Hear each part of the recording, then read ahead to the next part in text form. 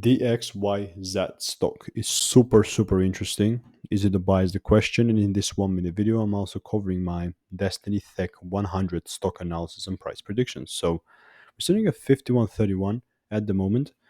Definitely a very solid bullish pretty much performance here, but let's see what we have at the current price action. I'm definitely bullish on the XYZ, but a few things need to happen for me to pull the trigger. And before I get into it, just for context, I'm using my strategy that previously has delivered me thousands of wins in 2023. Now, looking at the DXYZ, you see, I had this red zone here. The red zone is pretty much a no man's land, in which I'm really not interested in whether the price is. When the price is inside this red zone, I'm not interested in the price. I'm only interested if the price starts breaking lower or breaking higher. If it starts breaking higher, then I'm pulling the trigger to take it, to the new highs. But if it starts breaking lower, I'm going to consider the next double breaks again. So, surely going to keep you updated in both cases. But right now, that's how it looks like. And I've joined that in the previous video. Just want to take a quick update because now the market has closed. So we have this new candle here as well.